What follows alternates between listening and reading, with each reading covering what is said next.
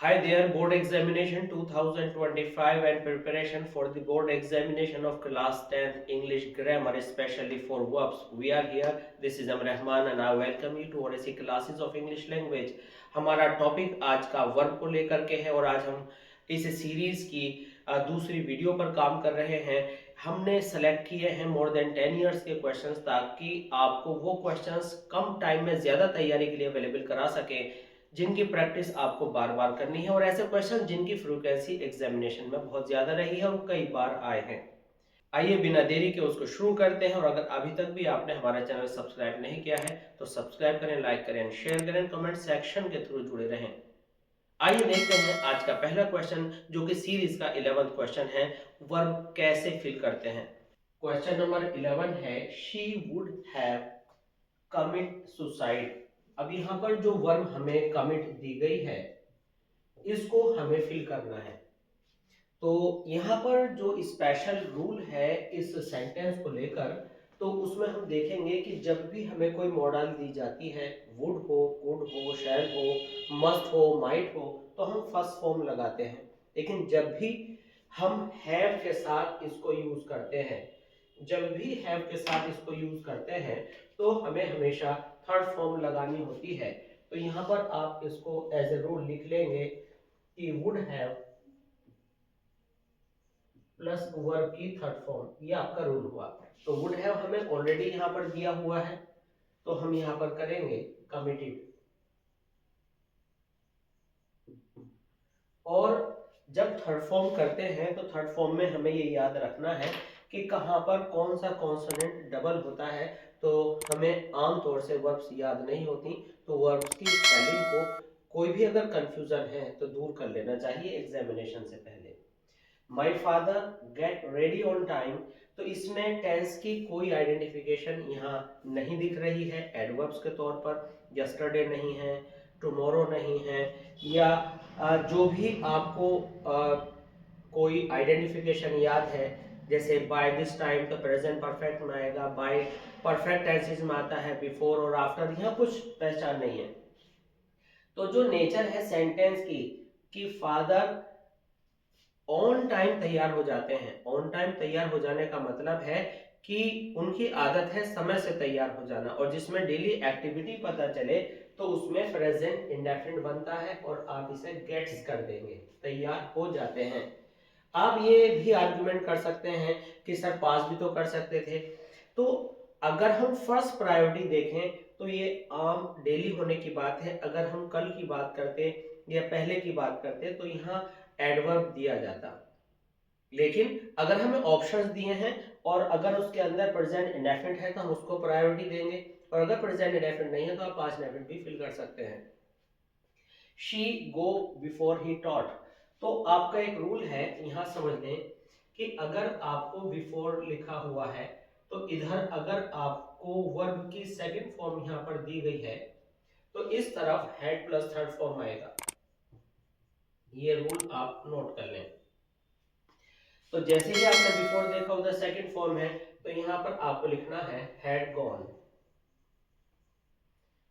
Do not do it until your father कम, तो जब भी ये अंटिल वाला मसला आप देखें और यहाँ पर डू नॉट देखें, इंपेरेटिव देखें, तो दूसरी तरफ आपको प्रेजेंट इंडेफिनिट फिल करना है अपने सिंगुलर और प्लूरल सब्जेक्ट को देखते हुए। फादर सिंगुलर नंबर तो हमने यहाँ कर दिया कम्स।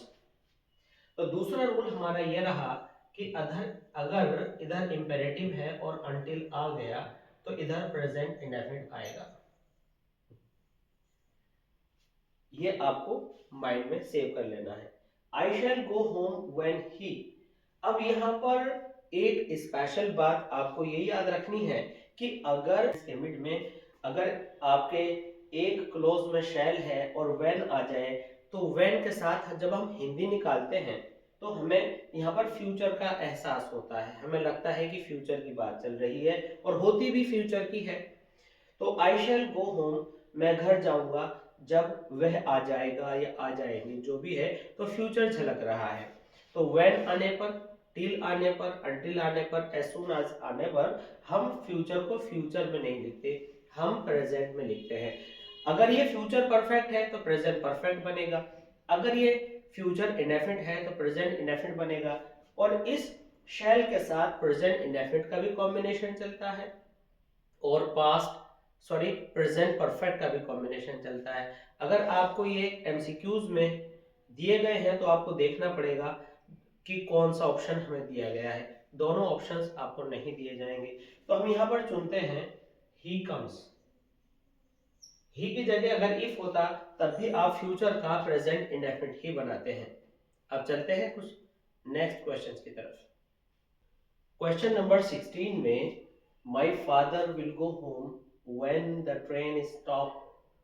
अब ये अभी देखेंगे कि एक एग्जाम्पल गया है कि जैसा है ये है, तो हमें ये याद रखना है कि अगर व्हेन आ जाए तो फ्यूचर की एक्सप्रेशन आने पर हमने बताया था प्रेजेंट इंडेफिनिट आता है या प्रेजेंट परफेक्ट आता है।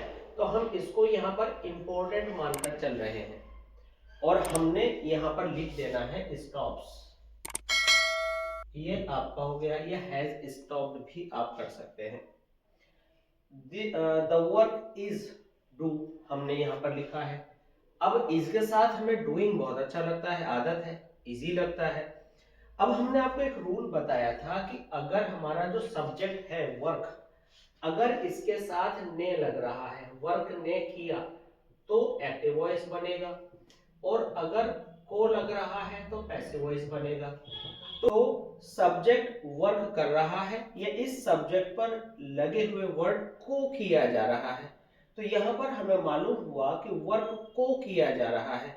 तो वर्क को किया जा रहा है, तो जिसमें किया जा रहा मतलब डूइंग आएगा, तो पैसिव वॉइस में उस आईएनजी को आप लिख देते हैं बीइंग डन। अब अगर एग्जामिनेशन में बीइंग लिखा है, इज लिखा है, तो आपको केवल डन लिखना है, और इज लिखा है तो बीइंग डन भी आप यूज कर सकते हैं। और अगर इज लिखा है और हम प्रेजेंट इंडेफिनिट में बात सोच रहे हैं तो इज डन भी हो सकता है, किसी काम को किया जाता है। और अगर फ्यूचर में आप लिख रहे हैं और इज नहीं है तो विल बी डन, या जो भी पैसिव वॉइस का रूल आपका लगता है आपको अप्लाई करना होगा। ही ऑलवेज अवॉइड्स, जब भी वर्ब पर अवॉइड आ जाए, अवॉइड, तो आपको जेरेंट यूज करना होता है, और हम जेरेंट को कहते हैं first form of verb plus ING. 10th level पर जेरेंट की जानकारी आपको ज्यादा नहीं होती है, और जेरेंट की जानकारी अगर आपको लेनी है और आप किसी कॉम्पिटिटिव एग्जामिनेशन की तैयारी कर रहे हैं और हमारी वीडियोस को बेसिक इंग्लिश की प्रिपरेशन के लिए देख रहे हैं, तो फिर आप हमारे चैनल पर जाकर के जेरेंट इन्फिनेटिव से रिलेटेड नॉन फाइनाइट की सारी वीडियोस देखिए, सभी अवेलेबल है। तो अवॉइड, अवॉइडेड या अवॉइड्स के बाद आप आईएनजी फॉर्म लगाते हैं। ये वर्ब का वर्क नहीं करती बल्कि नाउन का वर्क करती हैं, इसलिए आपको लगेगा कि एक वर्ब के बाद दूसरी वर्ब क्यों आई, तो समझ लीजिए कि ये वर्ब है ही नहीं, ये नाउन है। Our team score 2 goals before half time, जब इस तरह की एक्सप्रेशन आ जाए बिफोर, तो आपको पिछला पार्ट परफेक्ट में बनाना होता है। अब इस सेंटेंस को जानकर जो टाइम पता चल रहा है वो पिछला पता लग रहा है, क्योंकि जब कोई टीम रन बना चुकी होगी तब आप उसकी बात करेंगे। इसका मतलब जब आप बात कर रहे हैं तो वह काम पहले निपट गया था, तो यहाँ पर उस टेंस का परफेक्ट बनेगा जो आपको लग रहा है। तो ये काम पहले हुआ था इसलिए पास्ट परफेक्ट आप लगाएंगे। आवर टीम हैड स्कोर्ड, तो यहाँ पर हैड स्कोर्ड आपको लगाना है, और इसकी पहचान है ये। If my father go to market he will buy books, हमने बताया था इफ के साथ, व्हेन के साथ, टिल के साथ, अनटिल के साथ, एज सून एज के साथ फ्यूचर आने पर आप प्रेजेंट इंडेफिनिट बनाते हैं, तो फादर के साथ आ जाएगा गोज। अगर यहाँ व्हेन होता तब भी गोज। व्हेन होने पर आप प्रेजेंट परफेक्ट भी लगा सकते थे, तो यहाँ पर हमें प्रेजेंट इंडेफिनिट लगाना है।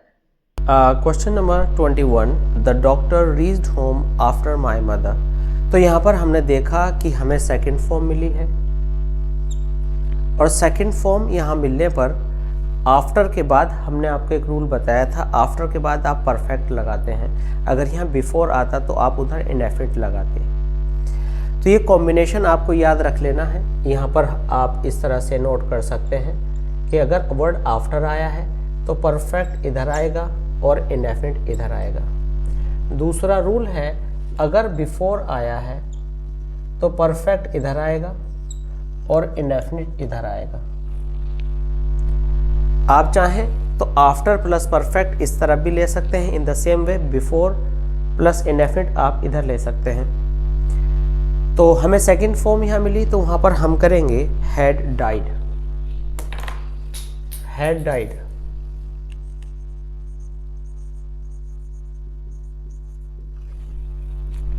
इसके बाद रेखा स्टार्ट फॉर दिल्ली टुमारो। अब टुमारो देखते ही हमें विल की याद आती है। तो विल जब हम लगाते हैं तो विल फ्यूचर को शो करता है, बिल्कुल सही बात है, तो विल स्टार्ट होगा।